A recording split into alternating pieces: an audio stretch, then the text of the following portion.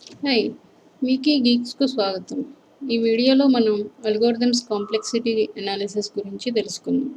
మనం ఎప్పుడైనా ఎక్కువ డేటా ప్రాసెస్ చేస్తున్నప్పుడు ఇంకా ఎంతసేపు రన్ అవుతుంది అని ఆలోచిస్తూ ఉంటాం. ఫర్ ఎగ్జాంపుల్ కెమెరా నుంచి ఫొటోస్ కంప్యూటర్ కాపీ చేస్తున్నప్పుడు ఇలాంటి ఎక్కువ టైం తీసుకునే ప్రోగ్రామ్ రన్ చేసేటప్పుడు అలా అనుకుంటూ ఉంటాం.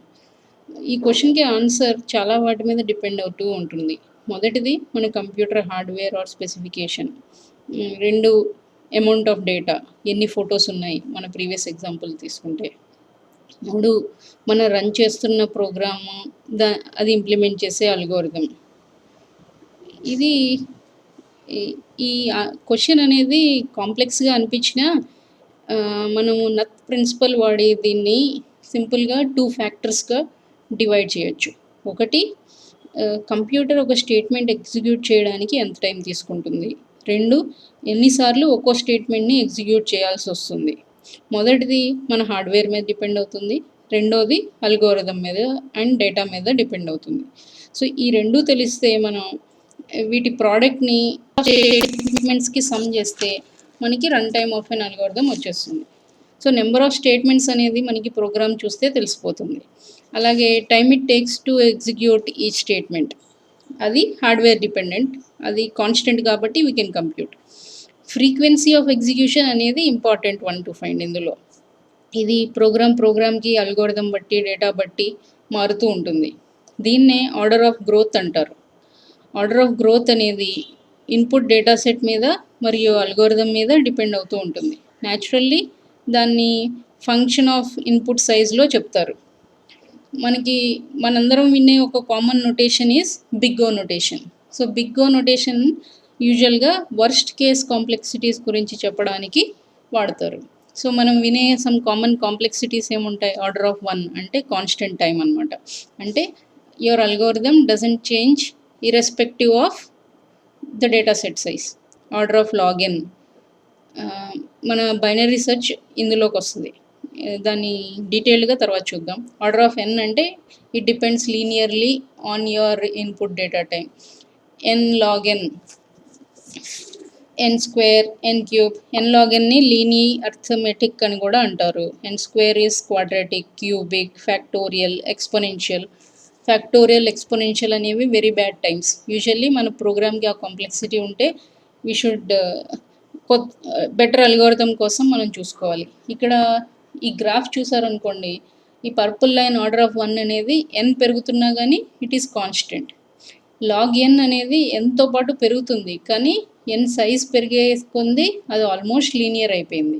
అదే ఎన్ అనుకోండి ప్రపోర్షనల్గా పెరుగుతుంది. అలాగే ఎన్ log N, N square, N cube ఇంకా వరుసగా ఉంటుంది అలా అనమాట. సో ఈ గ్రాఫ్ని బట్టి మనకు అర్థమైంది ఏంటంటే ఎన్ సైజ్ పెరిగే కొంది complexity makes lot of difference అదనమాట. సో స్పేస్ కాంప్లెక్సిటీ విషయానికి వస్తే, స్పేస్ కాంప్లెక్సిటీ అనేది very easy to find compare to time complexity. ఎందుకంటారా, ఇక్కడ ఓన్లీ మనం డిక్లరేషన్స్ చూస్తే సరిపోతుంది. ఫర్ ఎగ్జాంపుల్ ఒక స్ట్రింగ్ మల్టిపుల్ స్ట్రింగ్స్ వాడామనుకోండి, అది constant time order of 1. Array of size N where N is the input size declare చేస్తే అది ఆర్డర్ ఆఫ్ ఎన్. ఇలాంటి డిక్లరేషన్స్ అన్ని సమ్ చేస్తే మనకి స్పేస్ కాంప్లెక్సిటీ వచ్చేస్తుంది. ఒక main reason to study order of growth is faster algorithms design చేయడానికి. Performance అనేది చాలా ఇంపార్టెంట్ అల్గోరిథమ్స్లో. స్లో అల్గోరిథం అనేది ఇన్కరెక్ట్ అల్గోరిథం లాగా ఉపయోగపడదు. సో ఇప్పుడు మనం linear search, binary search last వీడియోలో నేర్చుకున్నాం కదా, వాటి టైం కాంప్లెక్సిటీస్ ఎలాగో చూద్దాం. ఓకే, ఇది మనము ప్రీవియస్ వీడియోలో మనం రాసిన కోడ్ ఫర్ లీనియర్ సెర్చ్. ఇది చూస్తే ఇక్కడ మనం మన అల్గోరిథంని ఇంప్లిమెంట్ చేసాం. సో ఇక్కడ మనం అడిషనల్గా ఎక్స్ట్రా మెమరీ ఏమీ తీసుకోలేదు. సో మన space complexity is nothing but order of 1 constant అనమాట. అదే టైం కాంప్లెక్సిటీకి వస్తే మనము ఇన్పుట్ అరే ఏ ఆఫ్ సైజ్ ఎన్ అనుకుంటే ఎన్ ఐ ఈక్వల్ టు 0 నుంచి అరే డాట్ లెంత్ వరకు వెళ్తున్నాం, అంటే ఎన్ టైమ్స్ ఎగ్జిక్యూట్ చేస్తున్నాం. సో ఇది order of N algorithm. So order of n. Time complexity is order of n, space complexity is order of 1 for linear search. ఇదే binary సెర్చ్కి వస్తే ఇక్కడ కూడా ఇది మన అల్గోరిథం, ఇక్కడ కూడా ఏదో కొన్ని అడిషనల్ వేరియబుల్స్ తప్పితే అడిషనల్ మెమరీ ఏమీ తీసుకోలేదు మనం. సో మెమరీ ఇక్కడ కూడా ఆర్డర్ ఆఫ్ 1. టైం కాంప్లెక్సిటీ వస్తే ఇక్కడ మనం ఎవ్రీ టైం మన ఇన్పుట్ హాఫ్ అయిపోతుంది. So based on conditions we either go left or right or return. So మనం వర్స్ట్ కేస్ చూస్తున్నాం కాబట్టి సో ఎవ్రీ టైం హాఫ్ అవుతుంది. అంటే మన ఎంతో స్టార్ట్ అయితే నెక్స్ట్ టైం n/2 అవుతుంది. ఎక్స్పోనెన్షియల్ అంటే మల్టిప్లై అవ్వడం కదా, హాఫ్ అవ్వడం is logarithmic. Logarithm is nothing but a flip of exponential అనమాట. 10 స్క్వేర్ 100 అయితే log 100 బేస్ 10 ఈజ్ 2. దీని ఫ్లిప్ ఇది. సో ఇక్కడ హాఫ్ అవుతుంది కాబట్టి ఇక్కడ మన కాంప్లెక్సిటీ ఎంత అవుతుంది, log n హాఫ్ కాబట్టి బేస్ 2. సో మన కాంప్లెక్సిటీ వచ్చేసి order of log n base 2.